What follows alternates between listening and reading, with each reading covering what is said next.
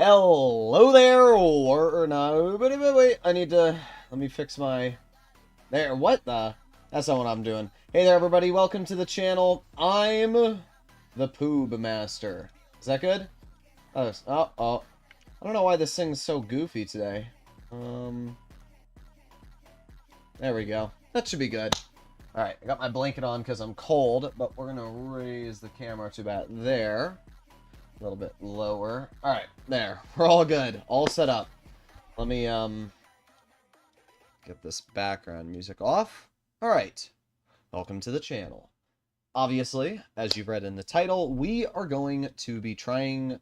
We're not trying. We are going to set the record for the most money made in a GTA Online sale mission. Now, we're not doing it today. As you read in the title, we are going to be starting the grind, so that is exactly what we're going to be doing. Also, let me see, do I have like a GTA tab? GTA, is it going to set it to... No, I'm tiny, bro. What is this? What is this? What if I set... No, that's not GTA. That's a different game. What about this? No. Alright, whatever. We're just going to set it to display capture and call it a day.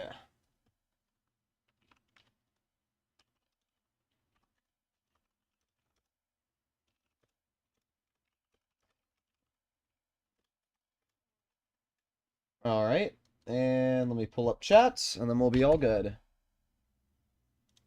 Alright, sweet. Pooblings, yes. Hello, Pooblings. Hello, Annie. How are you doing? So, here's what we're going to do, right? I'm going to try and beat TGG's record. Mainly because, obviously, the TGG is the largest content creator, and he made some interesting rules for his world record when it comes to the most money. His rules are basically they have to be businesses, and it can't be heists, and it also can't be money collected through safes.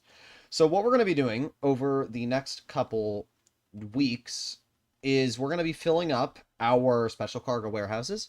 We're going to be filling up the hangar. We are going to be filling up every single property in the game until we are completely maxed. Then, once we have completely filled all of our properties up, we will wait for there to be a ×2 money weekend for special cargo.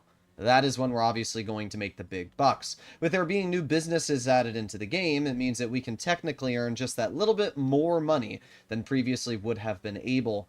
So that's exactly what we're going to be doing. So the first thing we are going to start off with is heading over to our special cargo warehouses. And the reason why is because I'm going to send my associates out at each of these warehouses so that we can obviously start earning the maximum income with all of the warehouses to begin with. So let's cut through. Oh, okay. I guess I can't cut through that fence.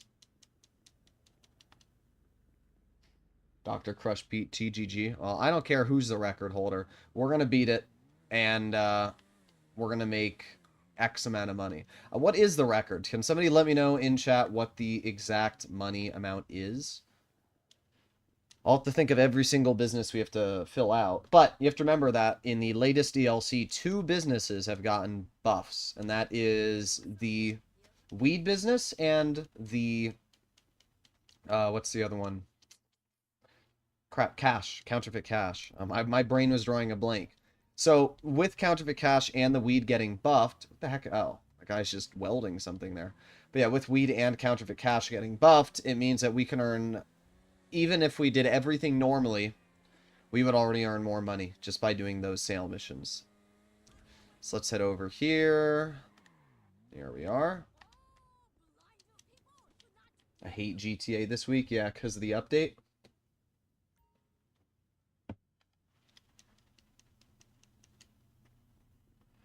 Alright. Boom.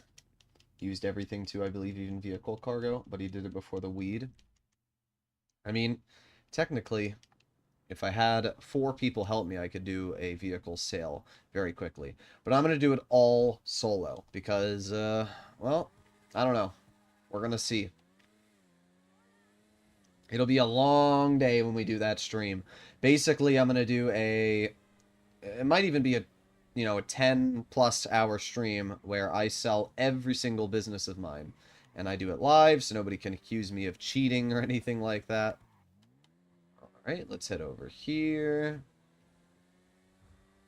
And over here.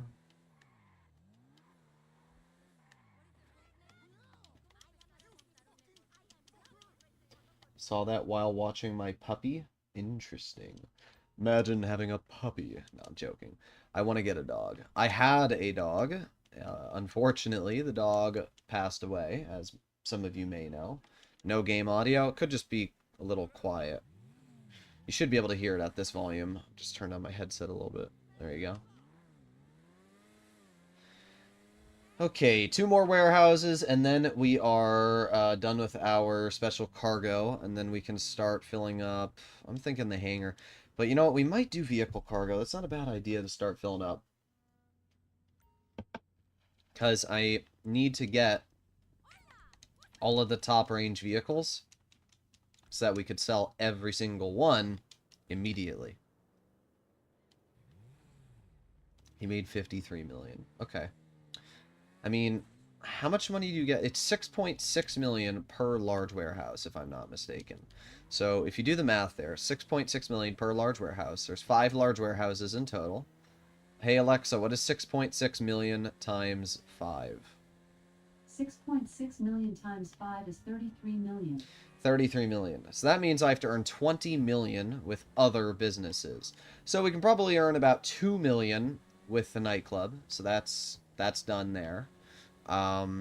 We have the bunker. Bunker, I can earn another 1.5 million. So that's, what? Maybe 13.5, 14 million. Or not 14 million, 4.5 million.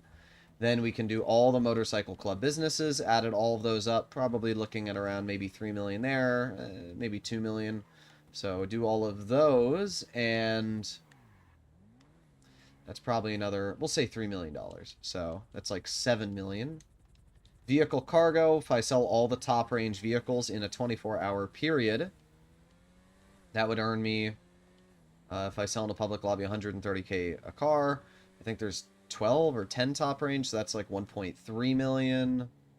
Acid Lab can earn me another $500,000. And while we're doing all of these sale missions, our Acid Lab will have already been filled up again, so we can probably do 2 Acid Lab sale missions, which will earn us an additional, I don't know, million there. Trying to think of what else. Okay, squeeze through here. So that's all special cargo. The hangar. Don't forget the hangar. That also got a boost in the latest DLC. With the hangar getting a increase, we can make 4,200,000 with a hangar sale mission, which is kind of wild. So that's another huge chunk of cash we can make right there. And I don't know. There's obviously some other businesses I'm forgetting that we can also participate in. But if worst comes to worst, I'll just fill up my warehouse again and do it again. Used salvage yard? What do you use the salvage yard for? I don't even understand. Alright.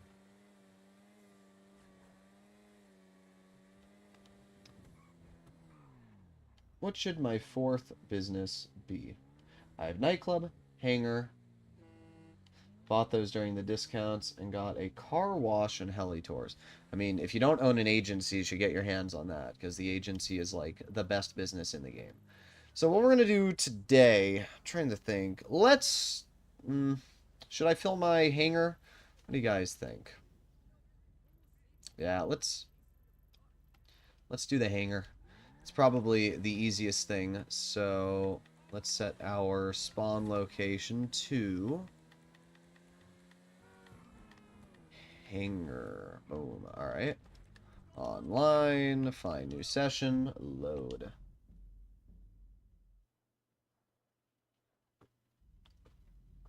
Funny thing, I just decided I'd play some GTA after turning my PC on, and this popped up. Yes.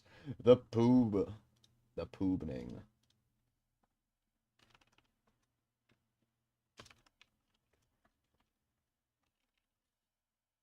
Alright.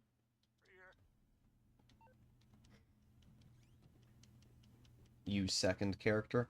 I don't necessarily think that counts. I want to do it as a single character sale mission.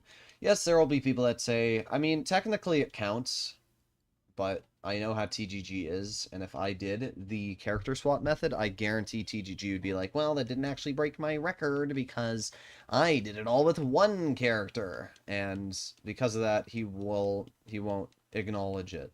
I want to break the record, and I want to be acknowledged for breaking the record if he ever tries to break it again or anything like that. So I don't want to be in a situation... I mean, it would be super easy. All I'd have to do is fill all my large warehouses on each account, and that'd be 66 million, and I would instantly beat his record. But obviously, if you do that, he's just going to say it doesn't count. So it counts. Well, unfortunately, I don't get to make up the rules.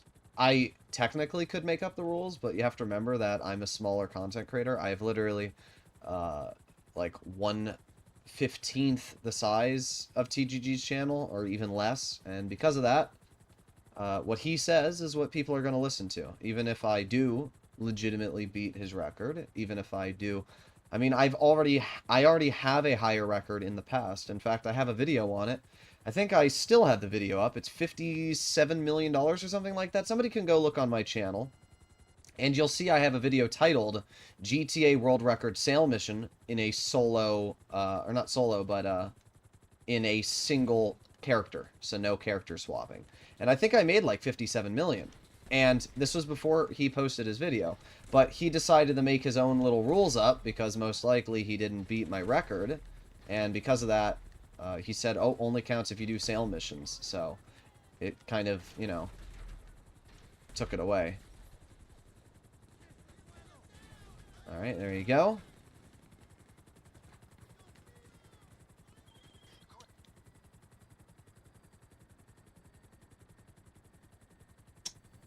I think you should buy the Acid Lab for your fourth business.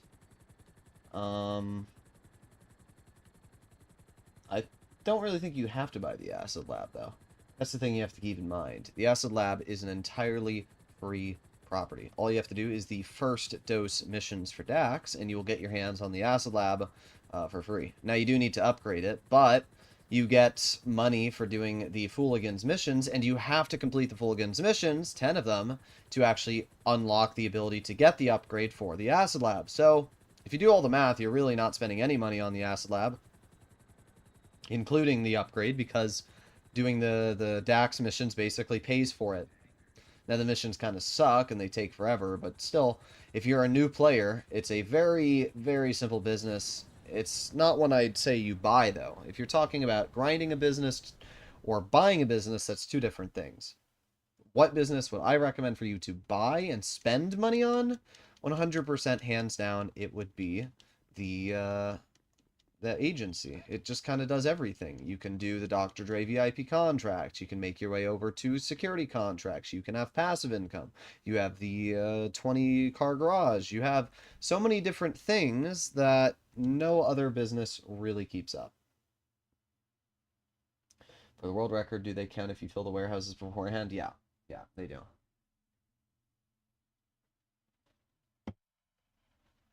So all we're doing today is filling my warehouses. It's going to take a while, obviously, because we need to start by filling up my hangar. And then we need to move over to my special cargo warehouses, fill all of those to the max. And then after we fill the special cargo warehouses, we then are going to make our way to maybe vehicle cargo, fill that up. I will have my salvage yard already have 3 cars in it that I can immediately sell. And I'm going to grab the most expensive cars every single week that I find for the salvage yard so that they're already lined up. We are going to do this big brain. We're going to do it way ahead of time. And because of this, we're going to be able to earn a boatload of money. What is the time limit? I mean, it's in 1 day, 24-hour period. Technically, and I've thought about this in the past, I could be a bit of a cringer.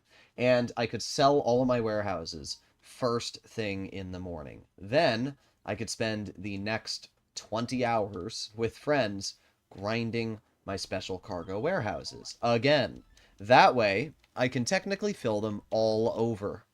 So if you think about it, I would be able to do, if you think about it, I'd be able to do 2 special cargo sale missions in 1 day. I mean, if I have 2 other people help me grind, because you can only do 3 crates at a time, I can probably do a mission every, what, 5 minutes at max? So 5 minutes, and you need to do, what, 33 sources or something like that? How many sources? No, it's more than 33. It's like 37 sources. Hey, Alexa, what is 111 divided by 3? 111 divided by 3 is 37. Yeah, thought it was 37. So if you do 37 sources of 3, you will get it. So you do, hey Alexa, what's 37 multiplied by 5 divided by 60? 37 times 5 divided by 60 is approximately 3.0833. So it would take me 3 hours with help from 2 other players to fill a single large warehouse. Which means, technically, I could fill all 5 large warehouses again in a 15-hour period if I wanted to grind GTA for 15 hours non-stop. That would potentially leave me at $66 million earned just from special cargo alone, and then adding in the other businesses which I could have in the background, I could probably get close to $80 million with a single character, which would be kind of insane.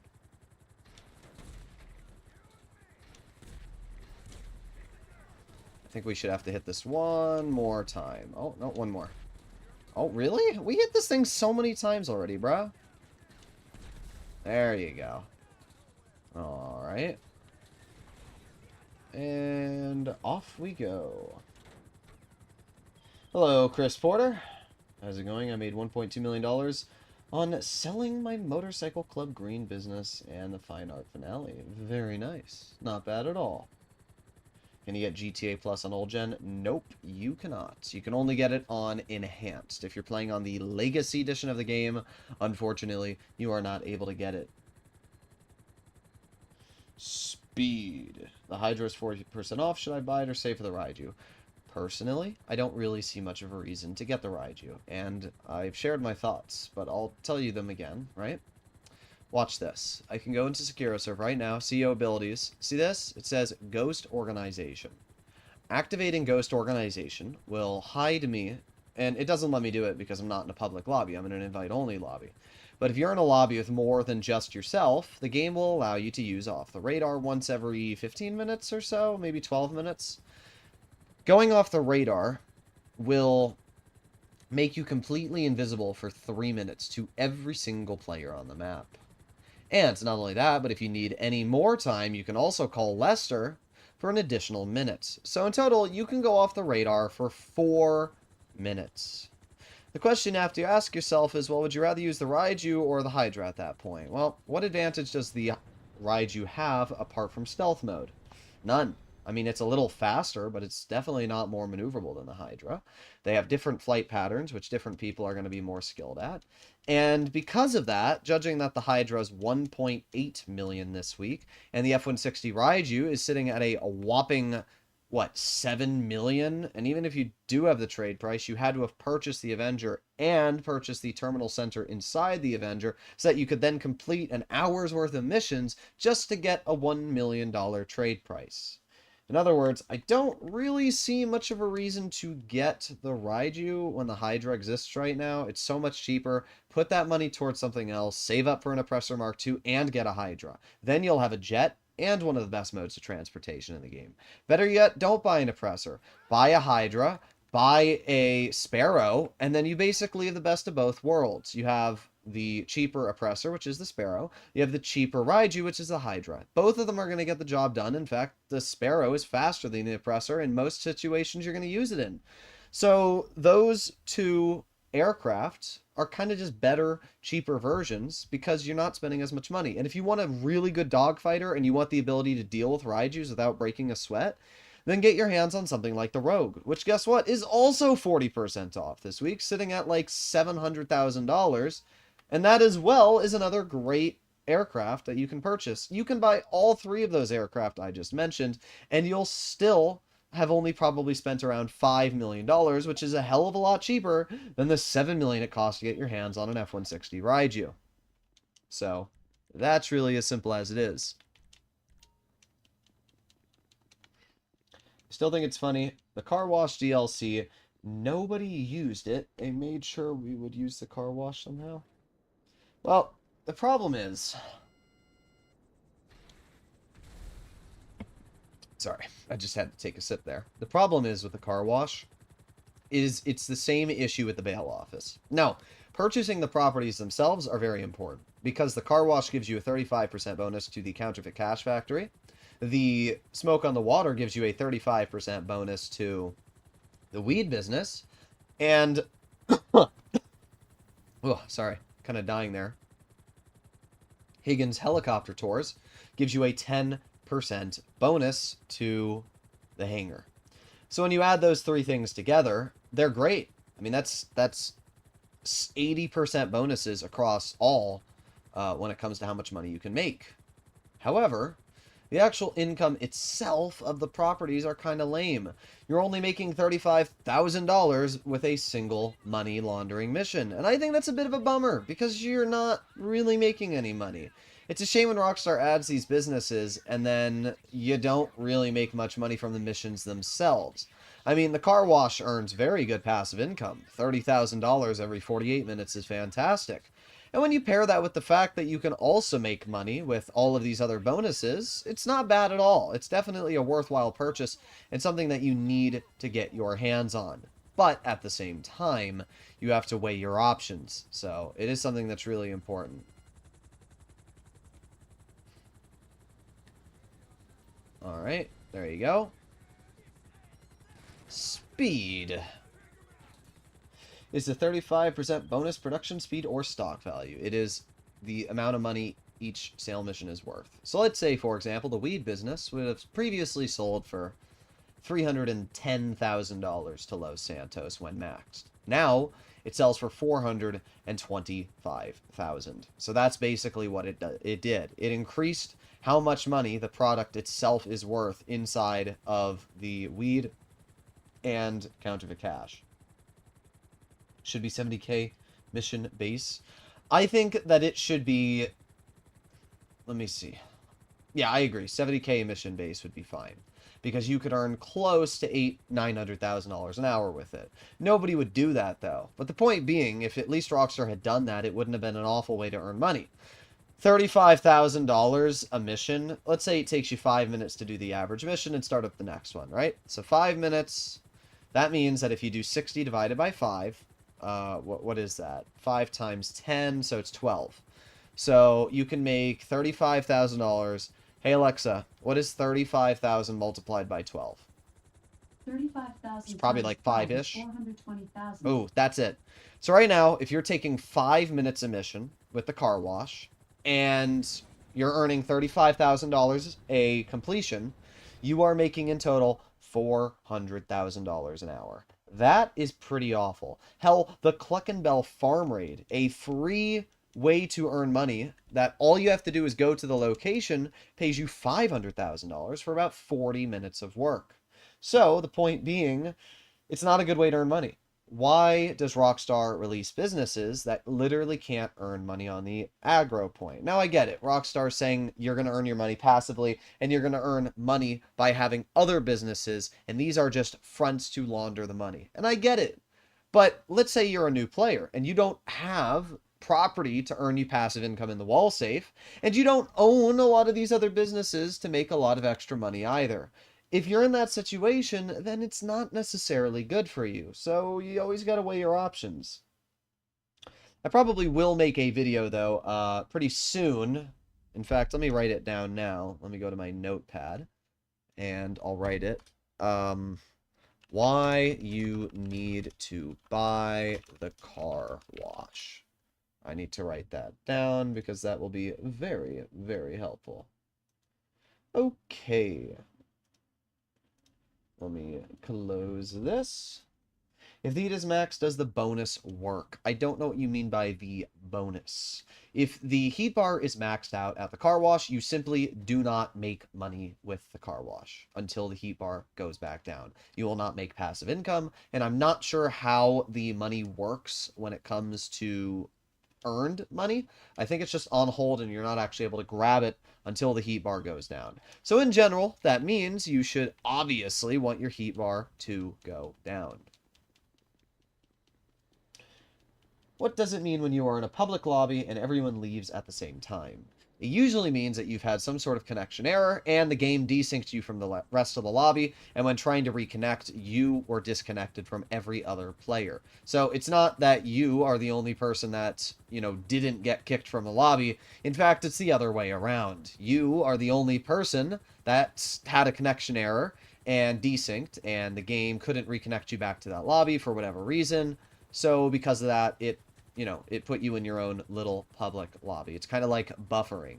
Now, it's kind of nice when that happens because then you're in your own lobby. But after a certain amount of time, players will start to load into that lobby as well. And you are usually the one hosting it, which is kind of interesting.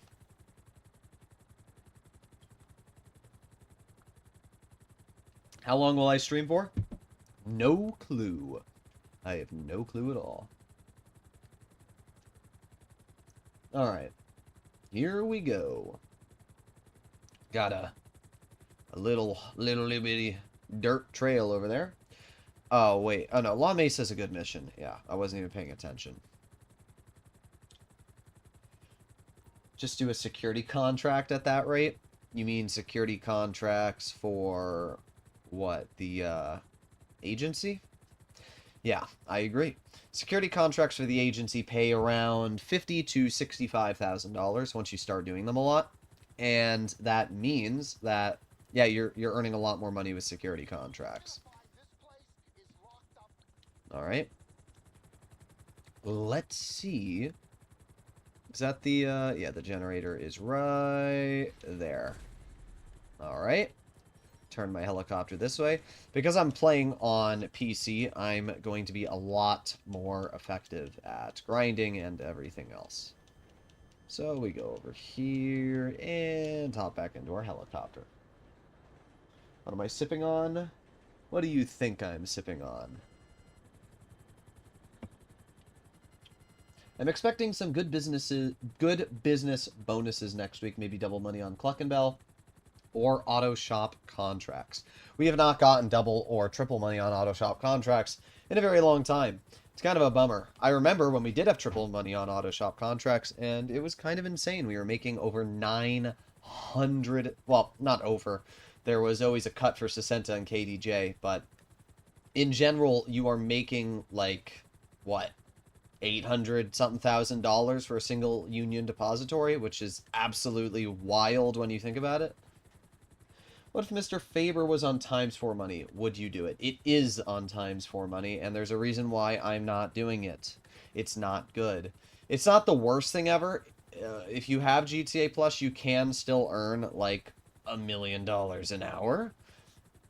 But at the same time, it's still a complete waste for me because I already have $445,823,737 on this account, plus another $194,005. So, in other words, it's not really worth it for me to spend time trying to earn petty money. Right now, we are simply trying to break a record. That is what we're trying to do. A lot of people want to know, and a lot of people always ask me, am I a legit player? How did I earn all this money on this account legit? And the honest truth of the answer is because I tried speedrunning the Cayo Perico heist. As I've said in the past, which people can fact check on previous videos I've posted, I currently have the fastest Cayo Perico non-glitched speedrun in the game. Right? If you look at most Cayo Perico heist speedruns, all of them are using glitches. Every single one. They're fast traveling. I don't do any of that. And I was still able to make it into the top 100 of even Cayo Perico heist, even with people using fast traveling. But the reason I was able to earn so much money on this account is because I did the Cayo Perico heist so many times to learn and understand the best ways to complete it. It's why when people have told me, why don't you go to main dock? It's simply because main dock is not as efficient as the airstrip. The airstrip has easier, guaranteed loot spawns that are always going to be there. And everything else, I've just completed the Cayo Perico heist so many times that I've been able to earn so much money on this account when trying to learn how to speedrun it and everything else. Have you tried playing Grand Theft Auto Online with a mouse and keyboard? No. The simple reason why is because I don't like mouse and keyboard. I have played it, I just don't like it. That's really as simple as it is. I mean, I have my mouse. You can see here, I'm using my mouse, right? But I don't like playing on mouse and keyboard. This game was very clearly designed and developed to be played on a console. It's why everything feels super intuitive on console. And sure, you might have some advantages on PC. Aiming is, a little bit better, but I'm pretty damn good on console when it comes to the Xbox remote. Unfortunately, I'm not very good when it comes to PlayStation, and I think it's because the PlayStation has that delay or something. I don't know, but I can tell you that I'm not great on PlayStation, where I am very good on PC with Xbox remote. Also, one thing I need to do before I keep forgetting is return my personal vehicle to storage, then go to service vehicles, Terabyte, and request my Oppressor Mark II. The reason I want to request my Oppressor Mark II is because we can immediately hop onto the Oppressor next time we load into a new lobby. That will give me the ability to not have to call out my Sparrow every single time and just hop on the Oppressor and make my way over to the location. It was developed with a mouse and keyboard. It might have been developed with a mouse and keyboard, but it does not mean the game was developed for mouse and keyboard. GTA is obviously a console game. It came out on console, Xbox 360, and PS, 3? Then moved over to Xbox One, and when it moved over to Xbox One, it also got released like a year and a half later on PC. So, very clearly, Rockstar designed this game to be played on console. It's why all the button mappings and everything make sense. Yes, you can still get really good at PC, but because I've already spent so much time playing on console, I'm used to it. It's muscle memory. So for me, it is 100% better to play on a remote versus it is playing... Oh, that thing spun all over the place. But it's definitely easier for me to play with remote. Did the narcotics drop yet? No? There you go. Oh, well, there goes I.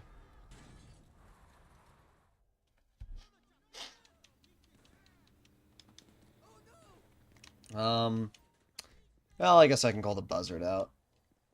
Honestly, it's on me. Whenever you do these missions, make sure you have snacks. And I have snacks, but what you want to do is when you're trying to pick up the crate, go into health and ammo and go into these... Yeah, just drive into my car. That's what you do in real life if you're getting shot at. You drive in... not my car. Drive into my helicopter. Like, bruh. Alright, but as you can see, because I have snacks, I don't actually need to worry too much about taking damage. Can I grab this? There you go. Nice. And then we can just eat some more snacks and get right into the air. That's what I should have done. I should have just kept my interaction menu open and eaten snacks whenever I'd gotten shot at, but it's not too big of a deal. Okay. I have 1.8 billion, 2.8 total. Do things to complete tasks in game, and no, I don't run Kaio every 5 minutes. There's a lot of people which do the Bogdan replay glitch, and my question to those people, which there might even be some in the comments, or the chat, should I say, why? What do you gain from doing it? I mean, everybody has their own variation and definition of fun. But for me, fun is grinding, fun is unlocking content, experiencing the game the way it's meant to be experienced. When you do the Bogdan replay glitch over and over and over and you earn hundreds of millions of dollars, what do you do at that point? You don't do anything because you have everything in the game, you have nothing to grind anymore, and that is why people become try-hard griefers. That is why people go into public lobbies looking for a fight, because they've just done these replay glitches, they've abused the game, they have all this money, and they no longer find joy in actually playing the game like it's meant to be played, and they simply go out of their way to attack you or mess with other people.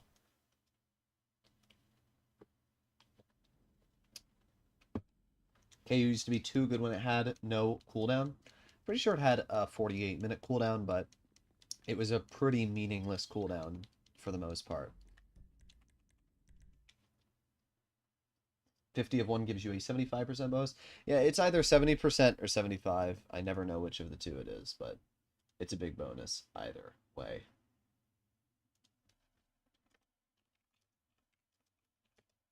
All right, let me close that. And story. Come on. Load me into a story mode session. I couldn't play GTA on PC. I'd be trolling griefers too much and probably get banned. You mean modding? It's 70%? I thought it was 70%. Sometimes I don't know the exact... Well, I do know the exact number, but you know, you kind of get gaslighted because you think it's 70% and then you read somebody say 75 and your brain automatically wants to autocorrect to like, oh, you know, I must have been wrong. It's 75%. But when it comes to things like GTA, I'm pretty well natured in basically everything about this game. I mean, you could legitimately ask me any question about the game apart from glitching, because I don't really focus on the glitching scene. But you could ask me any question about a certain car, any question about a jet, any question about, you know, anything in that regard. Best way to earn money, best way to do this, best way to do that, and I could probably give you a couple different answers. Do you prefer to grind the hanger with the Sparrow or the Oppressor? Well, here's the thing. I like both. The Oppressor is slower than the Sparrow. The Oppressor goes 132 miles per hour, or it goes around 130, and we can see that right on the little screen there. It tells us exactly how fast we're going, 130. The reason we're doing that is because you'll notice these fins on the front of the vehicle, when you are flying, will stay out. When the fins are out, you're only going about 100, 108. But if I press RB, right bumper, the fins go in. And as long as I hold right bumper, I can fly around, and you'll notice the fins are still in. Doing this will increase my top speed to 130. The Sparrow flies at 170 miles per hour. That's a 40 mile per hour increase over the Oppressor, but it doesn't have a speed boost, and it doesn't have instant acceleration in general. So that's the big advantage of the Oppressor, is that it gets up to speed much faster. So in short distance traveling, the Oppressor is definitely quicker. In long distance traveling, the Sparrow is going to win every single day, which is why doing hanger sourcing, you want to use, you guessed it, the Sparrow. Now, the reason I'm using the Oppressor is simply because it's a little bit easier to use the Oppressor and not really care, unless you slide down a little bit of a cliff. But I don't really care, to be honest, because again, all I'm going to do is go into service vehicles, Kosatka, and request my Sparrow, which is faster anyway for this mission. And If I go to Vinewood Car Club, I can just claim my Oppressor anyway. Go into Manage Vehicles. And I guess I can't request it right now, but it's fine. It is fine. But that's what I like about the Sparrow. If I die, it's a good example. If I die, I can just pull out my Sparrow immediately. And it's really nice in that regard. My god, this container is getting flung all over the place. I don't want to blow myself up. There you go. I don't want to blow myself. Alright, and off we go. But as you can see, the Sparrow is obviously not going to accelerate up to 170 miles per hour immediately. So you have to, you know, get there. At this point, I'm probably flying similar levels of speed to the Oppressor, but once I get a straightaway, now I'm starting to go much quicker. Double money on street dealers for GTA Plus this week, don't forget it. Aren't street dealers basically just increasing your product, though? They don't really do anything else. Oh, wait, no, I honestly have never used a street dealer. I know that you can, like, sell your product. Is it actually worth it to sell your product to a street dealer? Somebody let me know.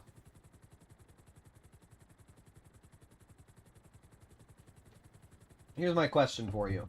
A, can you sell all of your product to street dealers? B, is it a decent payout? Raiu would make quick work of this. Wrong. In fact, I can show you that you're wrong. I will prove it, because there's a lot of people, there's always people that come into the comments and tell me, no, the Raiu is the fastest way to grind in GTA Online, Poob. You're wrong. Poob. Sorry. I'll show you exactly why the Raiu is not as fast, and once you realize that, you'll understand. So, let's deliver this crate.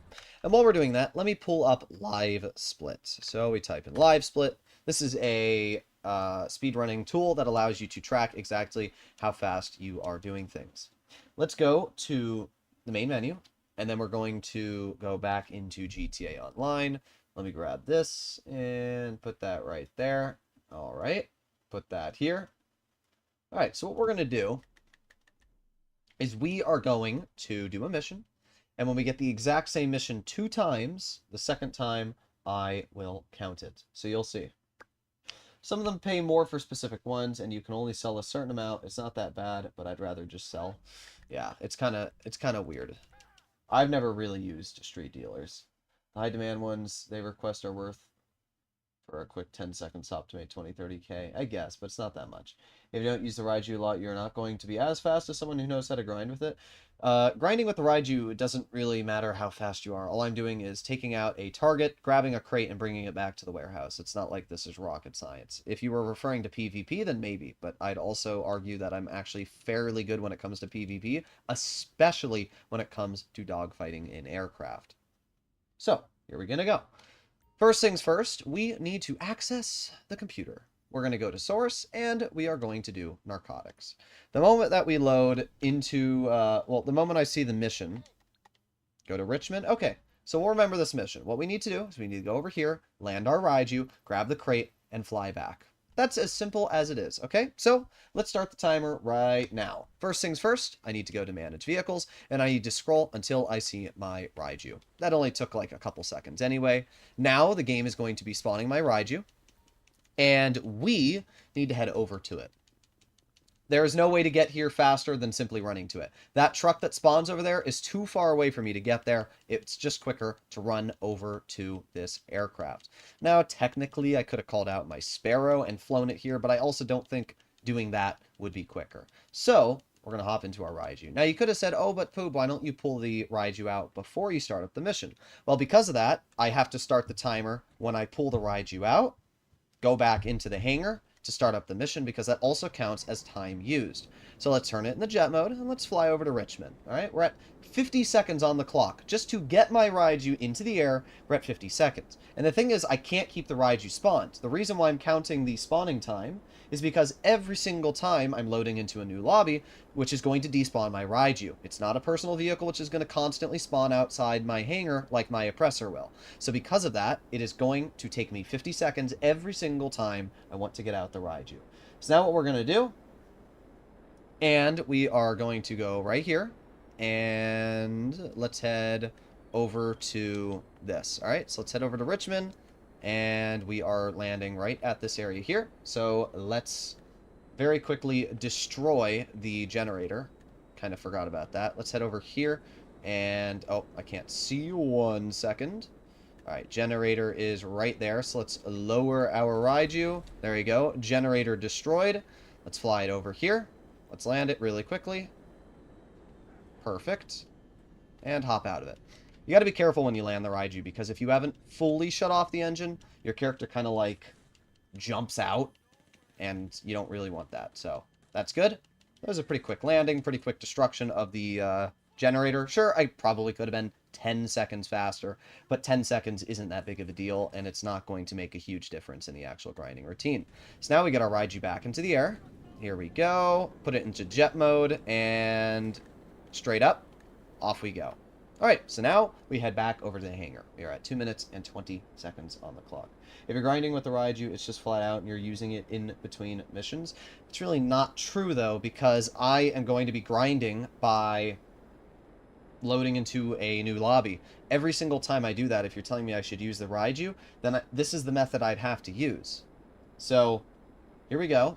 2 minutes and 40 seconds. I also have to stop my Raiu, because if you fly too fast, you're going to blow up. So what we're going to do, and it doesn't insta-stop your aircraft like some yellow beacons, so what we're going to do is we're going to land our Raiu right here, and we're going to stop it just like that.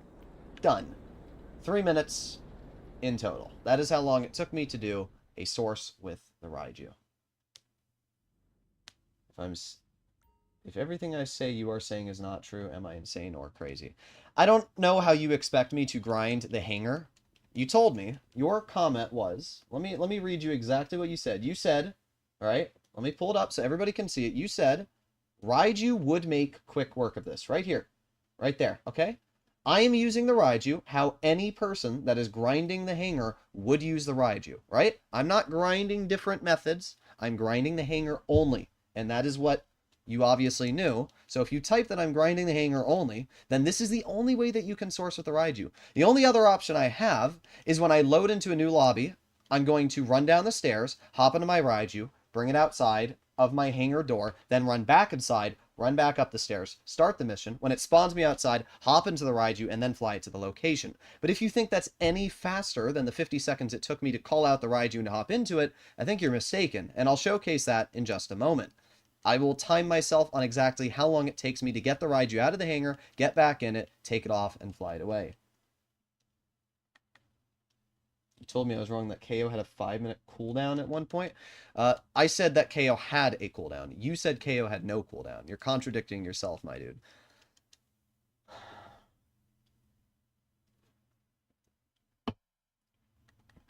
And again, if I'm wrong, then prove me wrong. But I don't understand how I could be wrong here. I prove you wrong. Okay. I have 200 people watching the stream, and I think most of these 200 people would agree with me that these are the only two ways that you can constantly grind the hangar. Unless you're telling me that you're going to leave it outside of the hangar, and you're not going to do the method where you're getting the 70% bonus, and you're going to do the back-to-back method. Doing the back-to-back method will earn you quite a bit less money than it will using my method. So even if it did take me longer to use the Oppressor or any of these other methods, it is still faster to do my grinding way than any other way. If you are only grinding the hangar, the method that I'm showcasing is the only way you can use the Raiu. I don't know what other way you could do it. I really don't, dude. All right, so let's test your theory, okay? So let me reset my timer here, all right? This would be the other way to get the Raiu out, okay? These are the only two ways to physically get the Raiu out with the crate grinding method that we are doing, which is factually the most effective way to grind money in the game. You ready? So what we're going to do, so we're going to start the timer now. Because what we have to do is as soon as we load into our lobby, we have to run down the stairs. We have to hop all the way over to my Raiu, and then we have to get inside it, okay?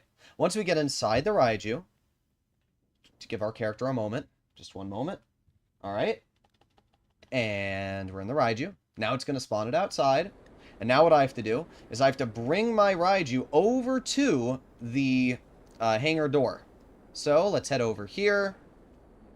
Let's keep going, keep going. Okay, and Now we stop the Raiu. Let's bring it right over to the door.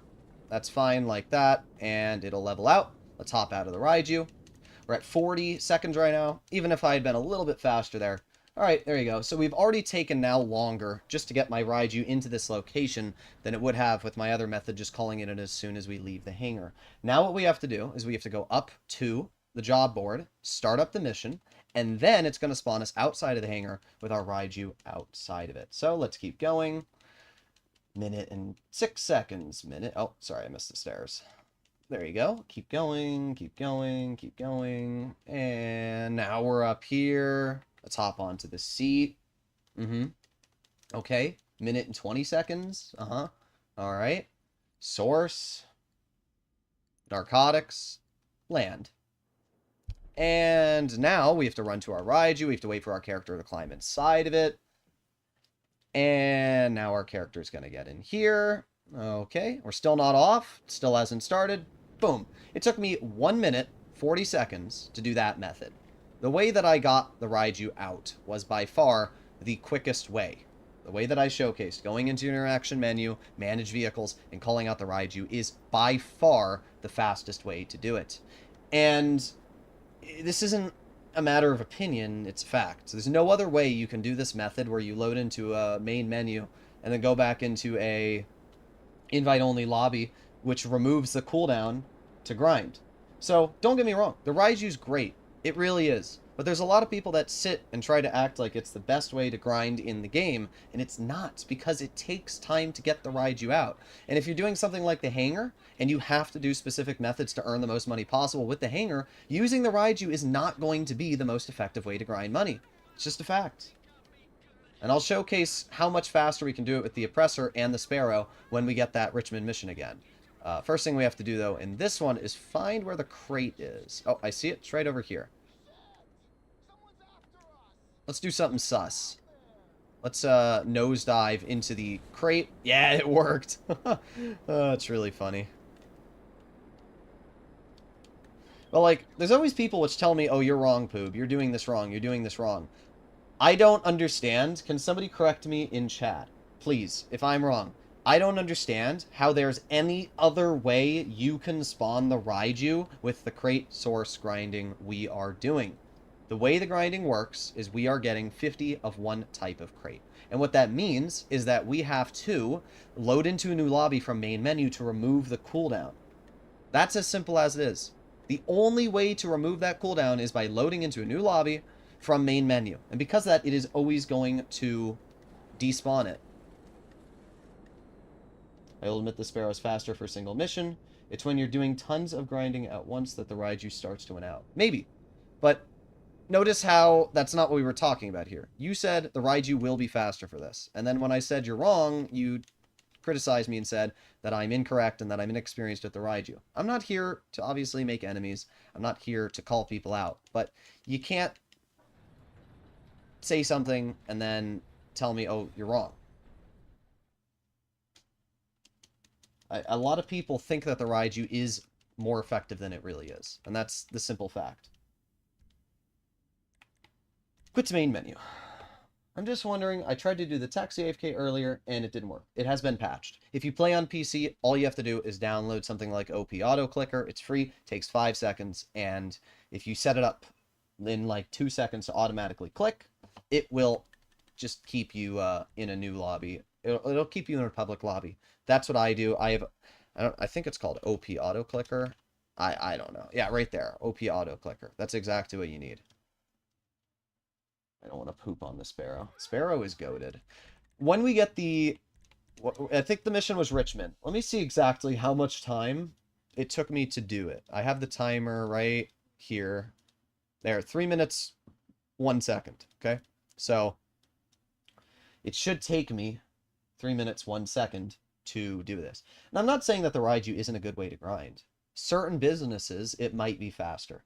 But I honestly think, in general, the Raiu is still a pain. Alright.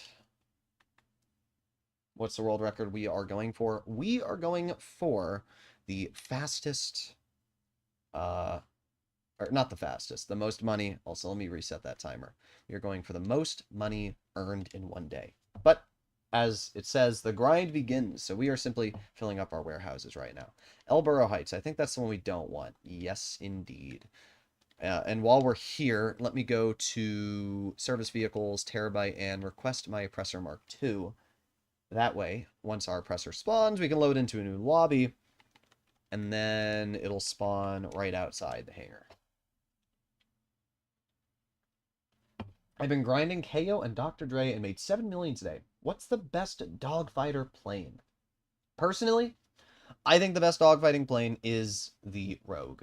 I don't know if I have a Rogue. Yeah, that aircraft all the way back there, that silver propellered plane, it's on sale this week, 40% off, and it is insane.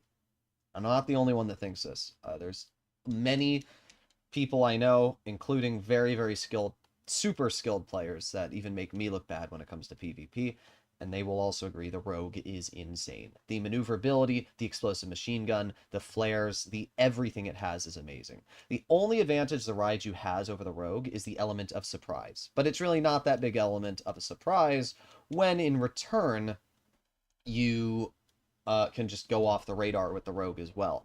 So in general, I think the Rogue is just kind of the ultimate aircraft. Call Lester, indeed. If you have a friend, you can swap back and forth to avoid cooldown time.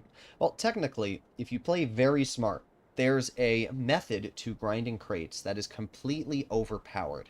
And one of these days, I might just do it. But let me explain how it works. And some of you might be like, whoa, that's kind of insane. So, crate grinding. The problem is, when you source 4 crates, there's a cooldown before you can source another 4. If you are playing with friends, right? That is a bummer, because you'd think to yourself, oh, well, it's a pain in the frickin' ass to load into a new lobby every single time, quit to story mode, and then whatever, and then group up with your friends again so that you can start the sale mission again. Or not the sale mission, the source. But if you think about it, it's only going to take you, what, like 12 missions in total to fill an entire hangar? It is insane how quickly you can grind with friends. So here's what you can do. If you get 3 friends, all you have to do is have those 3 friends in a friend lobby, whatever it is. Have them in a lobby together. You do the crate source, invite them to your CEO. You have the 4 crates delivered. Done. Then quit, go to main menu, and then join your friend's lobby.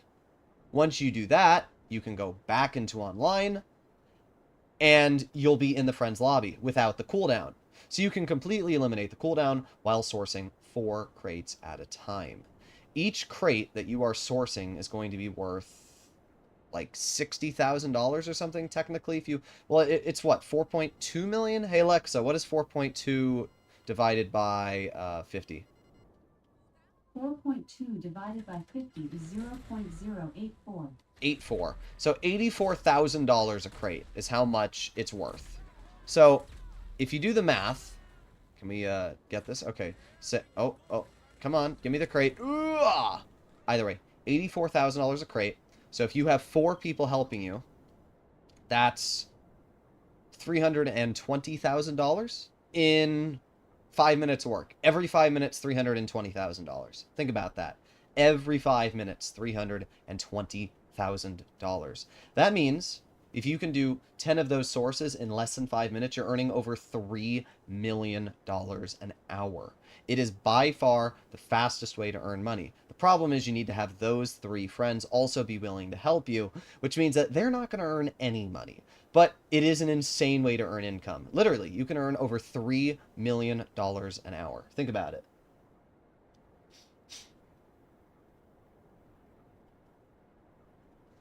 3 friends in this economy. Yeah, I agree. It's definitely something I want to try, though. I do want to title a video, I made $3 million an hour grinding the hangar. Like, it would be insane. But, as I said, I need to find 4 people, or I need to find 3 people that play PC, that aren't morons, that speak English, on VC, that I can play with.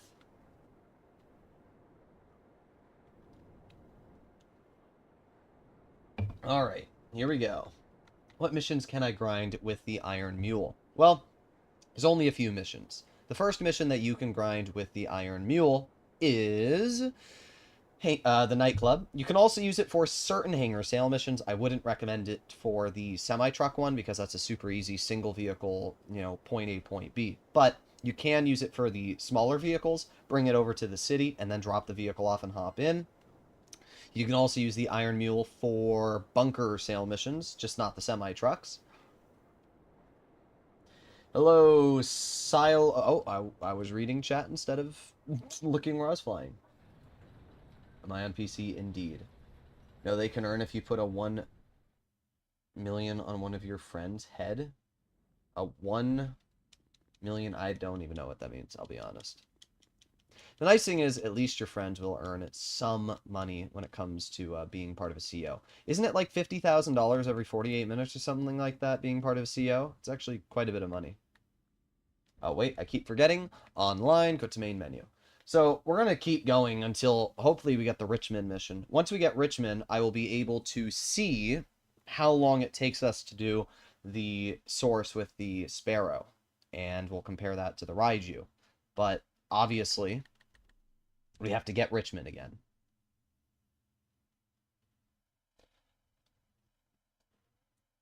Will it still be efficient to grind great crates with the Vigilante? I don't know why you'd use the Vigilante to grind crates, to be honest. I would recommend to get your hands on a helicopter. Any helicopter. It doesn't even need to be your own. Go steal a helicopter from the airport. Go steal a helicopter anywhere. Steal, if you're, doing, let's say you're a new player, you bought a cheap hangar in LSIA, steal a helicopter from the airport. If you have the Fort Zancudo hangar, and for some reason you don't own a helicopter, then steal a jet, steal a laser right from the airport, because you should just use a flying aircraft of some sort. I mean, hell, you can buy a Frogger for like $600,000. I wouldn't recommend it, but if you really need something, you can do it. Call a buzzard. Buzzard is nice, but the problem with the buzzard, you have to remember... Oh, there you go. We got Richmond. Okay, here we go. Let me get the timer. Let me get the timer right here. Okay, and... I will start the timer as soon as we request the Sparrow, service vehicles, Kosatka, and Sparrow. All right, timer has been started. There's our Sparrow, so let's run over to it, hop in the Sparrow, and we fly over to Richmond. Okay, our character is a moron and went to the wrong door. Well, that sucks. That's going to eat into a little bit of time, because now you have to close this door, swap over there. Well, that's just called unfortunate. But it's all right. Let's get the Sparrow off into the air. So right now, the Raiu, we would still just be getting up to it now, and it would be taking another 30 or so seconds for the Raiu to get into the air. So let's keep going, and we got to climb over this mountain here. We still have not gotten our Raiu into the air. It was around 48 seconds on the clock when we were finally able to start moving in the Raiu. And obviously, the Oppressor will also have to try. I think the Oppressor will be faster for this mission because we have to climb over the mountains in the Sparrow. But right now, the Raiu is now taking off. So the Raiju's obviously catching up to me, especially because I have to go over the mountains here. And we are finally now over the mountains in the Sparrow, so we can start getting some speed. And we can land at Richmond. Do you need hangar to buy aircraft? No, you do not. Alright, and we are now at Richmond. We just fly down a little bit. And here we are. Okay, so now what we have to do is we have to destroy the generator. So let's use our Sparrow for that. We can see the generator right there. And there you go. Generator destroyed. Let's land our Sparrow right here. Done. Top out. Let's go over here. Go back.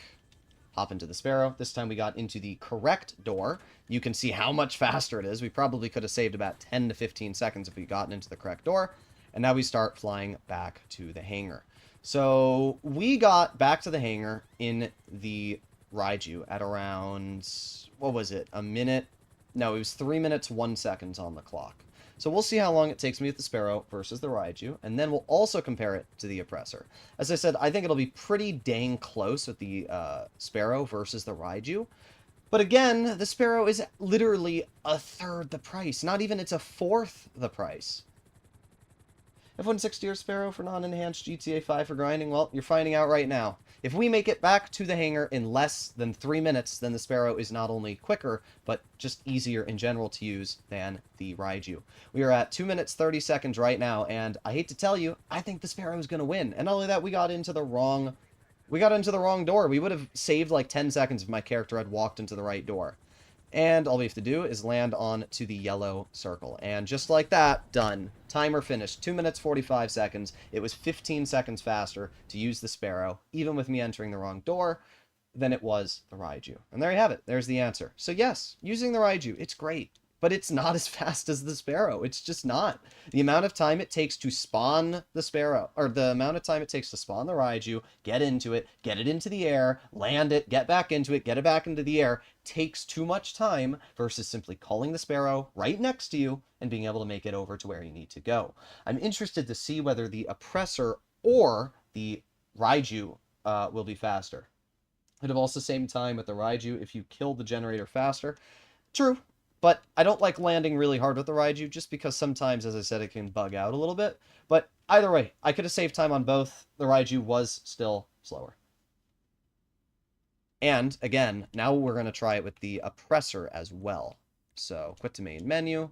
Let me get rid of the timer. 2 minutes 45 seconds is the time to beat. Next time we get the Richmond mission, we will try it with the Oppressor.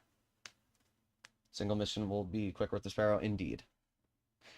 Which is why I never use the Raiu when grinding the hangar. It's why I never do it, because it's just not as efficient. There's a lot of people which think, oh, you know, big jet, super fast, it's better. It's just not. And that was a mission that's all the way in the city, too. The shorter the distance, the better for the Sparrow. Online, invite only. Life's too short to spend it on motorcycle missions. I agree. I started doing motorcycle club sale missions again now that they pay more, and they're easy, but I already hate them. I agree. They suck. Motorcycle club sale missions still suck. The only reason I'll be participating in the motorcycle club businesses is so that I can beat the record that either TGG or Dr. Crush has. That's the only reason. Apart from that, I do not care a single bit about those businesses, and they are boring. They make you want to die. All right, hop back onto the computer. It'd be great if we got Richmond immediately. It really would, but I highly doubt it. Narcotics, land. So, in an hour and 10 minutes... Oh, we got Richmond! Look at that!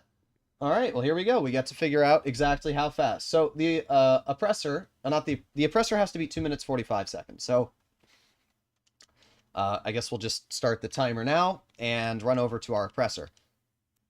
Wow, we got really lucky. Oh, okay, I didn't want that. Need to click on game. There you go. See, the big advantage of the Oppressor is that it just immediately accelerates. And that's exactly as I said, right?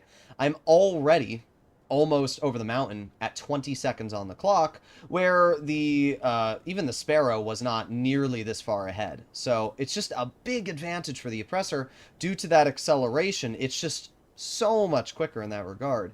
30 seconds now. The Raiu isn't even in the air yet. The Raiu got into the air at 48 seconds. So 10 more seconds, the Raiu will have gotten into the air. We are almost at the location with the Oppressor.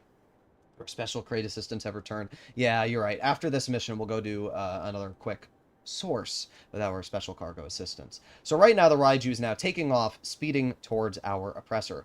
Unfortunately for the Raiu, the Oppressor is already at the location. All we do is go to homing missiles and we get right behind the building. We do a quick shot. There you go, destroyed, and we hop right over here. Now I don't know if this is the case, but indeed it is. We can hop right over there and rocket boost. There you go. Minute and 20 seconds, we are now flying back. So let's see how quick we can make it back with the Oppressor. I think it'll actually be very close with the Oppressor and the Sparrow, and it's a great example to why the Sparrow is still such a great way to grind. For single session grinds where you're not swapping, where the Raiu is actually loaded instead of taking time to spawn, that's where the Raiu starts to crawl ahead. Yes and no. And I'll explain why, personally. The problem I have with the Raiu is that it very quickly gets damaged. And the moment it gets damaged, it starts smoking. And as we all know, jets immediately die once they start smoking. The problem with that, well, they don't immediately die, but they will die after like 30 seconds. It's the one thing I don't like. The Raiu is a pain to get and call in. The Oppressor and the Sparrow, you can call in just like that. And look at this. Look at how much faster the Oppressor was. All right? If we end it right now, 2 minutes, 14 seconds. That's how long it took me to get my Oppressor there and back. Even if we shave off the 48 seconds it took me to get the Raiu into the air, the Oppressor still wins. That is how much more efficient the Oppressor is than the Raiu. The Sparrow, we could have shaved a teeny bit of time off, so it would have been about 15 seconds difference between the Oppressor and the Sparrow. So the Oppressor is obviously the champion, and it's why I use it the most for grinding. But it is a great example of the fact that we gotta quit to main menu. It's a great example of the fact that people think the fastest aircraft must be the fastest at grinding, but the Oppressor will legitimately give a Raiu a run for its money. Any city-based mission, when it comes to security contracts, when it comes to really anything in the city, I legitimately think the Oppressor will be better than the Sparrow.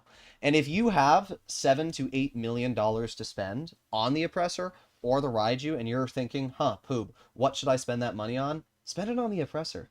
First of all, the Oppressor is actually cheaper because to get the trade price for the Oppressor, you have to own the Terabyte. And not only that, the Terabyte's a great purchase because it gives you the terminal command center. Getting the trade price for the Raiu is absolutely useless because the only way to get the trade price for the Raiu is, again, by purchasing the Avenger and then the terminal inside the Avenger, which is just a complete waste of money. So there's really no point to get the trade price. You're spending $7 million on the Raiu and maybe about $10 million on the Oppressor with the Terabyte and everything added together. But I think the Oppressor is just better. I would say 9 times out of 10, the Oppressor will be better. The only time I can really see the Raiu beating the Oppressor is when you're going long, long distance missions. If you're doing something like, I don't know, a security, or not a, maybe a rescue operations security contract for the Dr. Dre VIP contract, and you want to take your Raiu all the way over to Raton Canyon, maybe then it will be faster for the Raiu versus, oh, I forgot to okay, whatever, we'll do this source and then I'll do my assistance. I forgot. But there are times when I consider the Raiu to be more efficient, but again, I can't call in any personal vehicle, which sucks. I have to be a lot more delicate, and it's a lot more effort. The Oppressor, this is all I do. That's it. I just do this. Even if I, fly full speed into a tree, nothing happens because you're in an Oppressor, and it's indestructible for the most part. So, yeah, the Oppressor Mark II is simply the GOAT. I think the Sparrow is better than the Oppressor, in my opinion, because it's just cheaper, and it has some major advantages. The biggest advantage the Sparrow has over the Oppressor is unlimited homing missiles. Eventually, you have to despawn your Oppressor and spawn it back in. And that time it takes to do that versus the instant spawn of the Sparrow does save you a lot, right? Because not every time are you going to have your Oppressor right next to you and the ability to instantly get a hold of it, where the Sparrow can spawn right next to you wherever you are instantly. And that is a big advantage for the Sparrow. So I would say that the Oppressor versus the Sparrow are neck and neck. There was only a 15-second difference between the two, really, when it came to the mission. And because of that, it's a good example. I think both are great. I think personally, I like the Sparrow more just because it's easier, it has unlimited homing missiles. And for a mission like this, for example, flying all the way over to La Mesa, which is one of the furthest missions, the Sparrow would be a little bit more efficient than the Oppressor because it's a longer distance. So would the Raiu, but I've actually tested this one with the Raiu before. It's close, but the Oppressor still wins. The big advantage of the Oppressor is that you don't actually have to get off the vehicle, where the Sparrow you do. Like the Oppressor, I can just fly it right into the crate and then leave the area, where I'd still have to get into my Sparrow at this point or into my Raiu.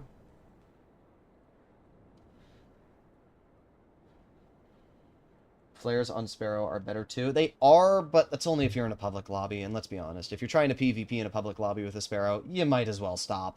You're not going to be beating anybody. I mean, you might kill somebody on the ground, but in general, the flares on the Sparrow are meant as a deterrent, not as a offensive capability. If I have a homing lock on me and somebody tries destroying me, that's when I'll launch my flares. I'm not going to just, use them because somebody's, I'm not going to fly after somebody. I'm going to fly my Sparrow away from the enemy. I'm going to go into CEO and, go into Ghost Org so that they won't see me, and I'll keep spamming flares until I get where I need to go.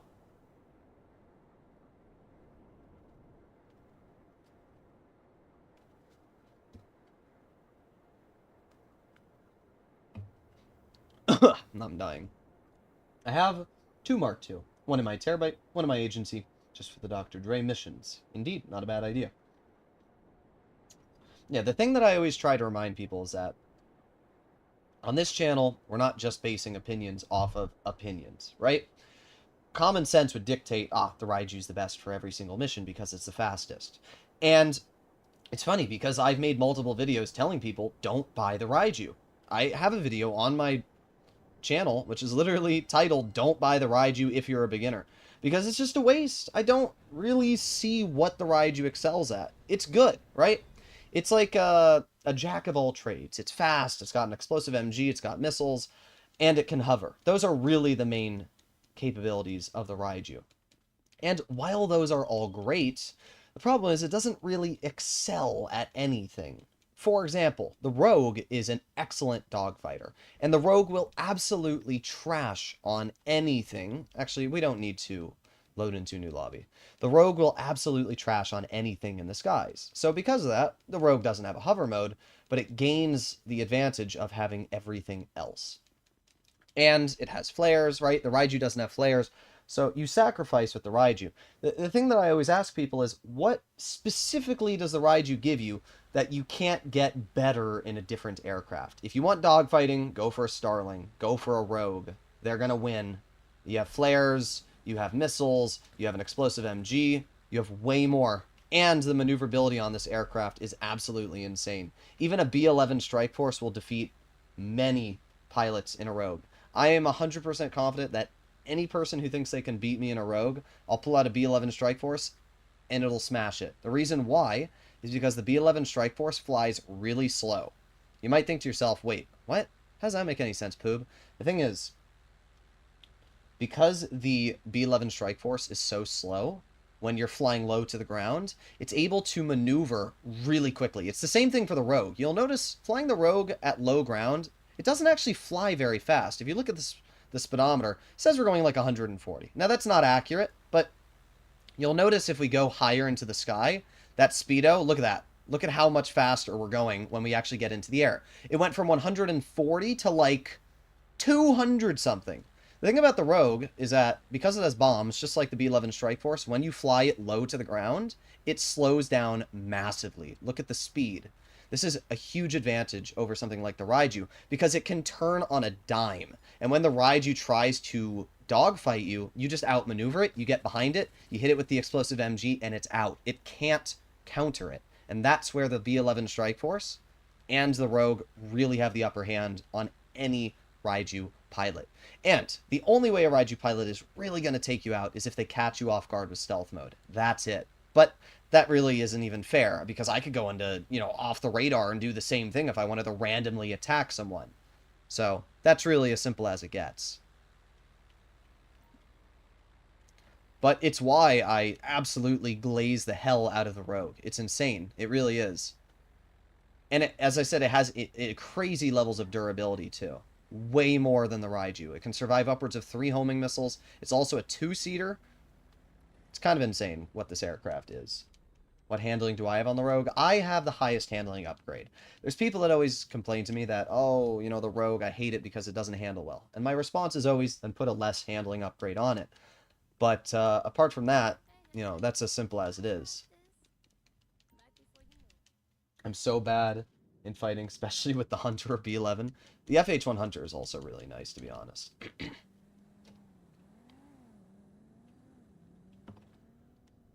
The only downside of the Rogue is that because it's not a jet, it takes a while to get into the air, right? I'm just now starting to move. We gotta wait for it to accelerate. And then we gotta scrape and scrape and scrape and scrape, and I'm still not in the air, still not in the air, still not in the air, and there you go. Like, that's the only downside of the Rogue. But, like, once you're in the air, who cares? I mean, this thing is so maneuverable. You ever use your CEO luxury helicopter to teleport to the CEO warehouses? I didn't even know you could do that, to be honest. I don't ever access it. Yeah, the Rogue is just... Like, why does it turn this fast, bro? Look at this. This is just using the rudders. What's the best heli for PvP? Oh, FH1 Hunter. Not even a question. Yeah, the Hunter is insane.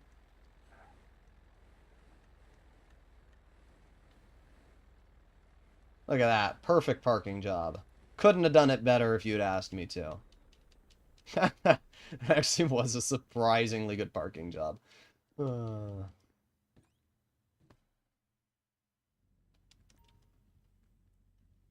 Alright. Oh, wait. I don't know what I'm doing. I need to walk over here. I'm not paying attention. Speed. Also, for anybody that's joining the stream right now and you're wondering, what the heck do you mean Poob by World Record Grind? Basically, TGG and apparently Crush have a record that is, whatever, $53 million earned. I want to break that record and earn more money than them. So that is what we're doing today, is we are grinding to fill our warehouses. We are grinding to fill all of my crates and everything so that when we get a ×2 money, I'm able to earn more. That was aura farming? Yes! Let's do it again! I'm coming in for a landing! Boom, boom, boom! That actually also worked out really surprisingly well. The only thing you gotta be careful about with the Rogue is not getting chopped up by the blades. Okay, let's head over here. Send that guy out. Off we go. You fly better than I drive. Oh, man. Do you think we can get it into the air before we get to the end of this road? I don't know, man. It's gonna be a little sus. Dr. Crush Tune, a 2025 break? Oh, you deleted your comment. Never mind.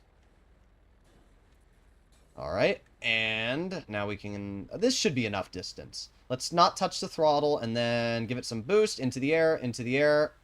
Yes, okay. We're good. We're good. Alright, the next landing we have to make is... Well, I can't land it through there, so we gotta cut through over here. And run over here. I can't... I'm gonna try and, like, slow it down. Nah, that's not gonna work. You know what? This works. Yeah, whatever. That's fine. I don't know if we're going to be able to get the Rogue out of there, though. Grinding Mr. Faber works. 2 days before the ×2 event, learned my lesson. You know what's funny is there were people telling me... So, obviously, I am a very opinionated person. And when I made my opinions on the car wash, I said the Mr. Faber work is useless. And one of the comments, which had a couple likes, was like, well, I'm sorry, Poop, that you're just a money grinder and you can't find fun in this game with the new missions added. I'm like, yeah, bro, because the missions suck. I'm sorry, do you find it fun going out to Mr. Faber's junkyard and digging out tequila bottles? Because I sure don't. Like, bruh, the amount of freaking dick-sucking rockstar people, like, bruh. What should we be grinding this week? This week, don't break, don't break, don't break, don't break, don't break. Oh, it didn't break. Yes. All right, all right, all right. We got a little runway here, guys. Oh, oh, uh-oh. Uh-oh. All right, keep going, reverse. All right, there you go. I think my wing clipped. All right, here we go. All right. We got a runway. Oh. I need to reverse a little bit. All right, here we go. Perfect. All right, let's see if we can get it into the air. Come on. Oh, yes. All right, we're getting it further. Oh, well. There goes the propeller. Thank you for your car. Appreciated. Well, we almost got it into the air. There just wasn't enough distance there. Alright. Let's go to this last one, and then we're all good. The best thing about GTA Plus is, there you go, claimed my destroyed vehicles. Alright. I don't even know why I'm claiming this income to be real, because all of this income is completely useless on this account. Alright, here we go. Catch everyone later. Have a good one. Alright, let's get this last person paid. Online, find new session. Oh, what the? That thing lagged like crazy. There you go. I did 2 favor missions with my GTA Plus, and I've decided I'm not doing them anymore. Smart move. They suck. What's the max level in this game? 8,000 is the max level, if I'm not mistaken. I don't think it's possible to go over 8,000. It's also physically impossible to get to level 8,000. I know people have done the math, and if you did like the most XP earning missions period, you still would not be able to get to level 8,000. You'd have to play the game for like, or no, it might be possible, but I think you have to play the game for like 7 years straight, which is not possible. So in other words, it's not possible. Also, I cannot believe that it took me less than 4 minutes to do all of that. All of that, really? That's surprising. Why did you source in the Rogue and not the Oppressor? Because I'm stupid and wanted to have a little fun.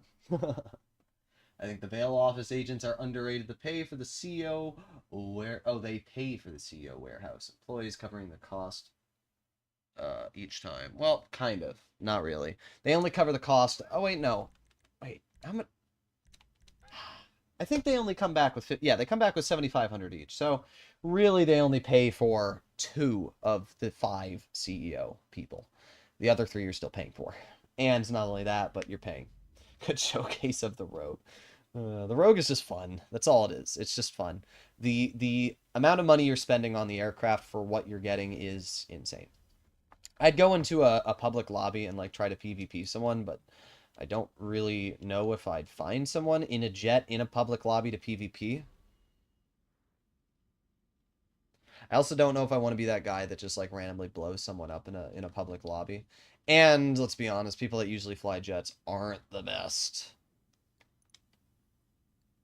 I would say I like the B-11 Strike Force a little bit more for PvP than I do the Rogue, just because it's a little bit better on the maneuverability, and the machine gun is center-mounted instead of wing-mounted. Wing-mounted has the advantage and disadvantages. The advantage is that you have more surface area, because it's shooting like this, so technically you have a higher chance of hitting whatever it is you're shooting at.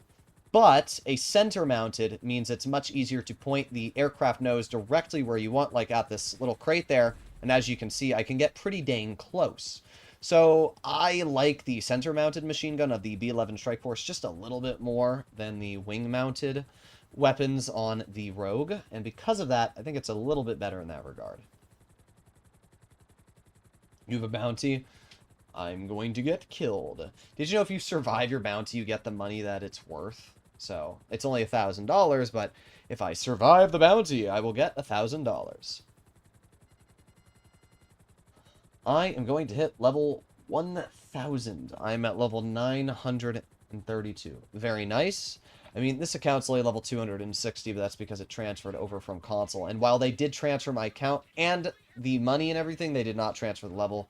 So I've just kind of had to slowly grind back the level. Does anyone give an F about bounties anymore? No, but they use it as an excuse to why they killed you. I've seen many times a douchebag in like an Oppressor or something fly over to someone and murder them. And then they'll be like, why'd you murder me? And they'll be like, oh, because you had a bounty. So people use it as an excuse, but obviously if you're flying in an Oppressor, $9,000 isn't a big deal to you. Alright, I see the crate.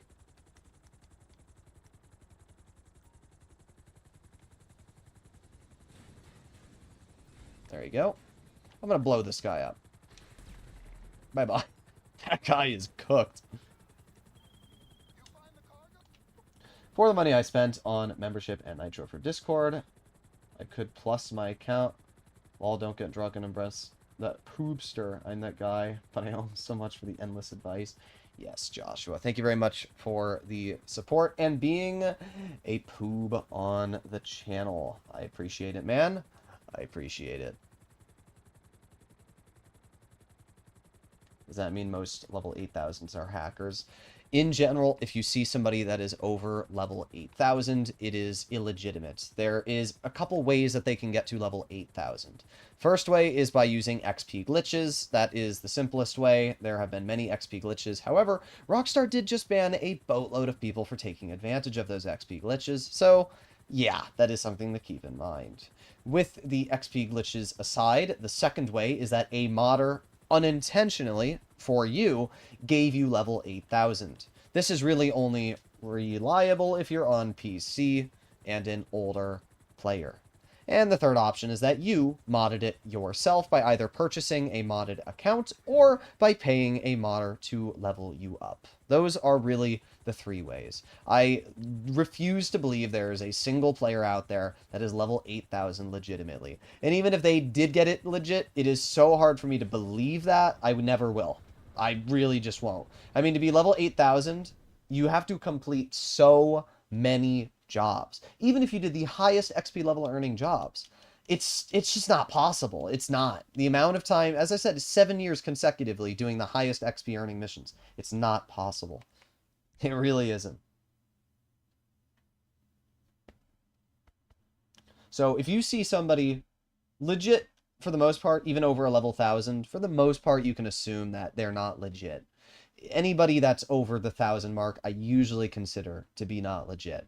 And if you see people that are over a level 1,000, you can also assume that they're probably not the nicest players because they're not grinding the game. They've obviously done glitches. They've obviously abused the game. So what makes it any different from them abusing you?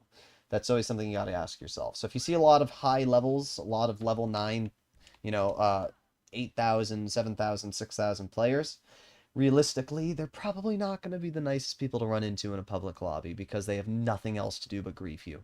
So be careful. The other players that you actually have to be worried about to grief you are the shitters.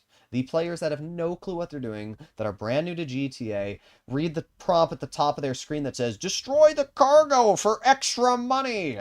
and then they go and try to blow it up. Those are the other type of players. And what really sucks is they don't even know what they're doing is wrong, but obviously it's very I'm level 2,215. People accuse me of modding. Exactly. Even I am at a 50-50 whether you earned all of that 2,000 legit or you did some XP maneuvers. Service vehicles. Kosatka. Sparrow. The level 40s indeed. Come on. Get in. There you go. Should I buy the Cyclone 2 Premium Test Ride or wait until it's on sale? I thought cars inside of the Premium Test Ride are on sale. You mean the Vinewood Car Club? Is that what you're talking about? Like inside the Vinewood Car Club, it's there? Coil Cyclone 2. I don't see the Coil Cyclone 2. Is it? Is it in the... Are you sure? Should I buy the Coil Cyclone 2 Premium Test Ride at the Ellis Car Meet? Is it in the Ellis Car Meet as the Premium Test Ride this week? Maybe it is. I didn't look. Somebody let me know.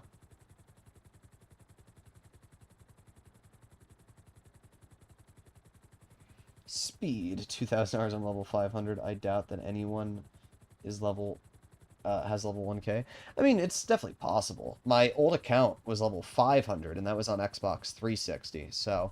I easily, if you add all of my accounts, the amount of XP I've ground on every single one in GTA Online, I'd probably be over level 1,500 to 2,000. Because I have over probably 15,000 hours in GTA in total. I mean, I have an insane... Oh, it's not there. It's right there. Okay. Sorry, I'm not paying attention. I'm reading chat. But I probably have close to 15,000 hours in GTA. And because of that, I've spread it across many different accounts. One of my accounts actually got banned for using mod menus. Not in the way that you think. I've talked about this in the past, but essentially, PC Legacy Edition is a bloodbath. If you try to play PC, basically expect to run into every single brother and their mother using a modded account. And when I started streaming and making videos on the channel, and my channel got a lot of notoriety, there were people that would use mod menus to target me in streams so that they could ruin my fun and ruin my sessions. So because of that, I had to actually download a mod menu, which blocked other players from being able to get into my lobbies, and I could also see their names, and I could ban them. Well, I couldn't ban them, but I could block them from joining my lobby, essentially, and I could kick them if they were in my session. What I can tell you, though, is that on Legacy Edition, before they added Enhanced, at least 30 to 40% of the people in every single lobby were using some sort of mods. That just tells you how bad the modding problem was on PC. Rockstar has legitimately lost probably billions of dollars in revenue to mod menus, and it's entirely their fault. They don't care, and they should. They should care, but they don't. They're stupid, and they prioritize, I guess, shark cards? I don't even know. I really don't. I mean, I know they're suing player auctions now for money lost, but definitely a little too late, Rockstar. Have I ever been put into a bad sport lobby? Not that I'm aware of. It's full HSW in the Ellis car move this week? Oh. I mean, it's probably no cheaper than buying it normally, though, so it really just depends on whether you want it or not. I would say, if you like the car, you like the speed, and you have plenty of money, go for it. But if you don't have more than $10 million, probably don't spend half of it on a Coil Cyclone, too. Story. And 74 crates away from having 10 large warehouses maxed out with hangars next week. Better be good. Yeah, we'll find out. Honestly, if Rockstar gives us ×4 money on the hangar again, it might even be better than double money on warehouses for me. Because think about it. I can make $33 million from selling large warehouses in a public lobby.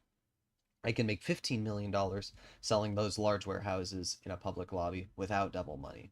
If I sell a large hangar, I can make $10 million in a public lobby. That's $25 million selling the large warehouses and the hangar. Do the math, and if you think about it, I could technically fill my hangar up again, and then I'd earn $35 million. So it might actually be more efficient to do it that way. I mean, I've already sourced 15 crates here in about an hour and 40 minutes, and we've obviously been messing around and stuff. If I had focused every single minute of this stream on sourcing, probably in about an hour and 20 minutes, we could have done 15 crates, which is pretty good when you think about it.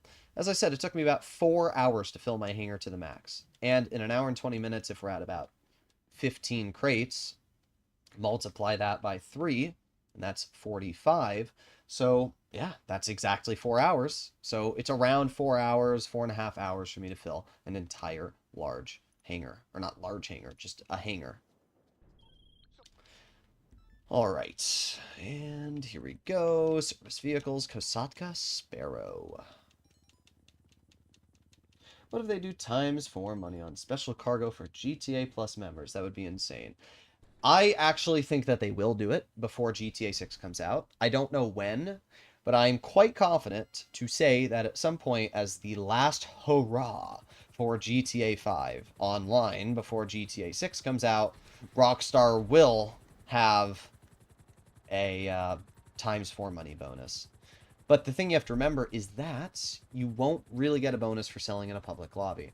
When they had the hangar with ×4 money, you couldn't actually get any money for selling in a public lobby. So because of that, you were actually only earning maybe like $1 million, $2 million extra versus ×2 money selling in a public lobby.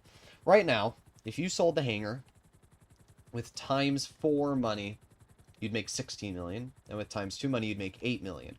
But you'd also get 4 million extra from selling, so you'd actually get 12 million. So it would be a 4 million difference between ×4 and ×2 if you were selling in a public lobby with the hangar right now. That is kind of insane, though, if it was ×4 with $4 million. Well, actually, no, it'd be less than that, because it's not 4 million. But either way, Point being, it would probably be about a $3 million difference between the two. But if you're times 4 money for special cargo, you could make, what is it? It's 6 million if you sell in a public lobby. But obviously you wouldn't be able to sell in a public lobby because Rockstar would remove the bonus. So I'm trying to think of what it would be. I think it's 2 point... What is the base pay? Is it 2.4 million? So if it's 2.4 mil times 5, then you'd be like... You might be able to make $40 million from selling all the large warehouses. Maybe a little more.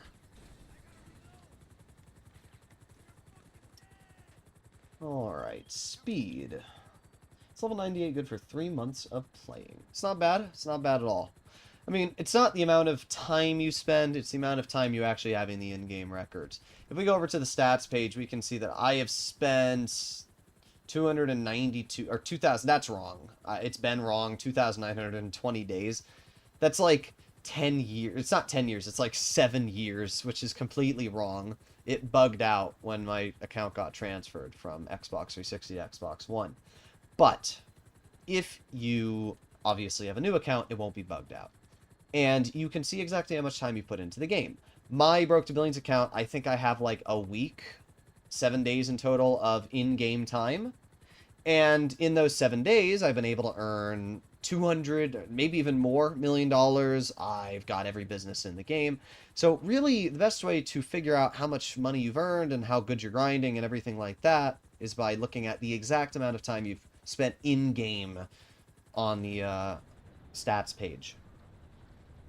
I have 20 million. Should I buy 5 large warehouses you recommended, or wait till next week in case of a sale? I would not recommend to buy 5 large warehouses unless you are fully determined to sell. Because here's the thing, right? Let me pull out my calculator really quick and we can explain it. It's going to be $12 million. So let's take the, well, we don't need to take the 20 million. It's going to be $12 million to get your hands on the 5 best large warehouses, which I'd recommend to do.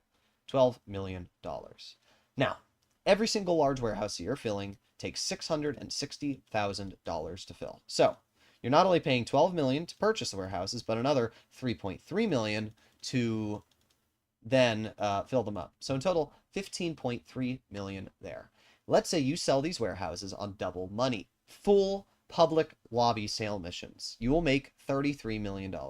So in total, we do the $15 million and we do $33 million. So in total, you will have made $17,700,000 selling those 5 large warehouses. Now that might sound great to you, but here's the problem. Each large warehouse takes forever to fill. Let's say that it's taking you 5 minutes a mission, and there's, what, 37 missions, so 37 times 5 divided by 60. So it's going to take you 3 hours to fill each large warehouse. 3 hours multiplied by 5 warehouses is 15 hours. If we spent that 15 hours grinding, let's say, the Cayo Perico heist in the Dr. Dre VIP contract, which will earn you about $1.5 million an hour. So we do 15 multiplied by 1.5, you will have earned $23 million. So the thing you have to remember yourself is that the only world that buying these warehouses is really worth it is if they come on sale. Then you can grind to your heart's extent, and then you can possibly make the money back. But is it going to be worth your time to spend that money on something that you could have earned more doing something else, and that's without times 2 money? That's what you have to ask yourself.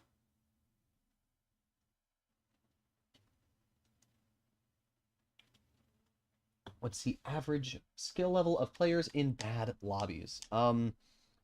Usually not great. People that are in bad lobbies aren't usually good. They just like to blow stuff up.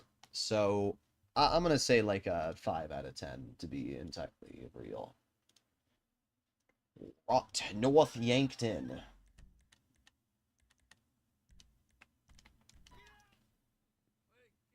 Okay.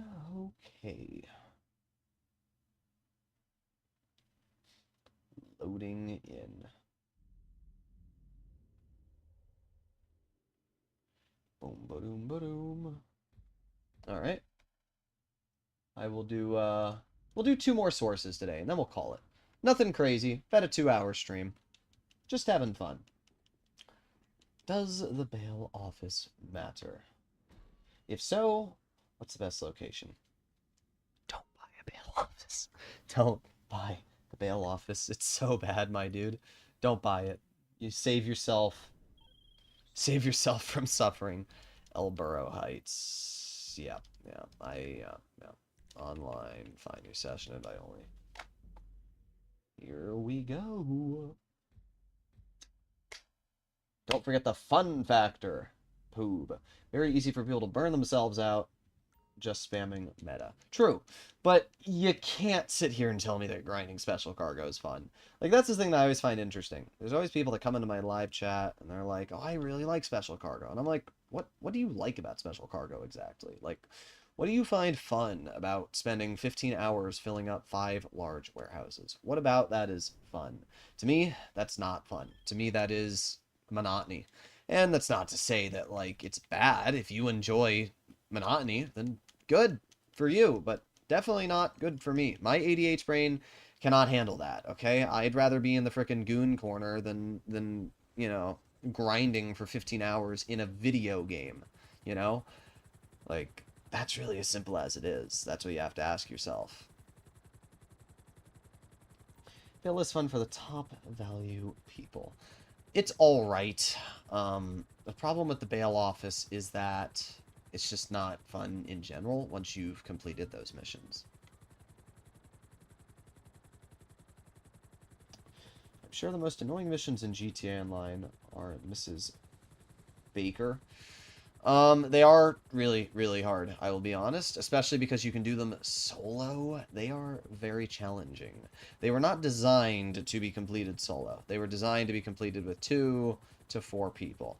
And because of that, doing them solo is a pain in the freaking butt. Now, I have completed them solo so that I could get my hands on the very unique and rare Enos Paragon Armored, but still, it's a pain in the butt.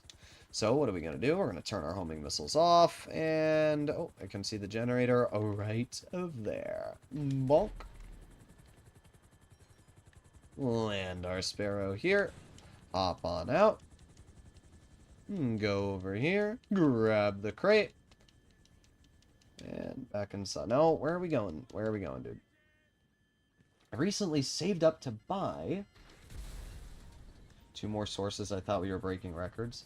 Well, if you read the title of today's stream, it says, the world record grind begins. Because I have to grind to fill my warehouses to then do the sale missions. So this is the beginning of filling all of those warehouses, all of the grinding, so that when we are ready to do all the sale missions, we can also do a stream there. It won't be called the world record grind begins, though. It'll be titled World Record Sale Mission TGG beaten or something like that, you know? That's what it'll be titled.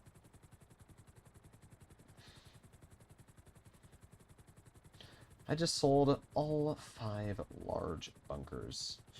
I don't know what that means, because there's no such thing as large bunkers. I am maybe going to comprehend that as large warehouses.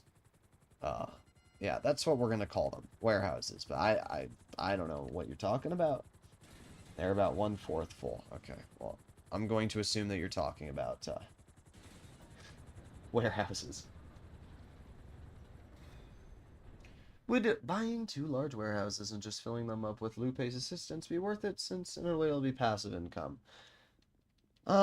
Yes and no. You're paying $7,500 a crate. They're bringing it back to on average. You technically will have actually a better return on investment with Lupe's assistance than you will grinding yourself. But you still have to really do the math on whether it's worth it or not, and if you're going to be putting in enough time to have all of Lupe's assistance filled. If you do the math, again, 2 crates on average, 111 divided by 2 is 55 sources in total. Multiply that by 48 minutes, divide that by 5. It's going to take 532 hours of total time to, that's 22 days.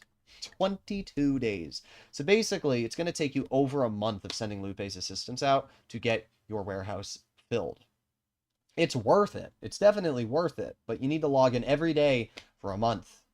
Over and over and over and over and over. And whenever the crates come back, you need to make sure you keep doing it over and over and over. It's worth it, but it's a lot of time. It's a lot of time. What are your top 3 favorite supercars? Well, I really like the Coil Cyclone too. I really like the Ocelot Virtue, and Italy GTB Custom. Love the car, looks great, so those are my 3 picks. Coil Cyclone 2, Virtue, and the Italy GTB Custom. Sometimes you get 3 crates for 7,500 indeed, but other times you get 1 crate, so that's why it's 2. Never realized warehouses were that grindy? Yeah. The thing I always tell people is facts don't lie, right? You can tell yourself that, oh, it's not that bad, but at the end of the day, you just plug in a calculator and you realize, oh, it's bad. It's bad. Special cargo is one of the most antiquated ways of earning money in the game. It's a good way to earn money with loot-based assistance, but you have to be willing to put in that time to earn the money back. That's what you have to do. Because if you're not going to put in that time, then it's not worth it to purchase those warehouses. Fill my warehouses in like a week. Well, I don't know what to tell you. If you fill them yourself grinding, then sure. But that was with loot-based assistance. Italy GTB is sick indeed. Bro, can I stop getting Elborough Heights? That would be amazing, game. That would be truly amazing. What world record are we chasing right now? We are going to beat the TGG world record for most money made in a single day without, whatever, selling heists or, I don't know, some goofy. But either way, that's what we'll be doing. I hate meth business. It's constantly raided. I agree. I think the meth business is the worst of all of them. Well, obviously document forgery sucks, but I don't even consider that a business. If you're doing document forgery, your brain cells just really aren't working. But the methamphetamines, I swear to God, they freaking suck. Not only does it take forever for the business to get filled to the max, but I swear it constantly gets raided. Constantly. It's such an annoying business. Someone already beat TGG. I know. It's Crush. 53 million. But who has more subscribers? Crush or TGG? TGG does. So I will title my stream World Record beating TGG's because a lot of people probably won't even see Crush's record. Whatever gets me more publicity is what's important. So, I mean, it's not the only thing that's important, but obviously if I'm going to put in all this work and all this effort, I want to make sure at least some people see it.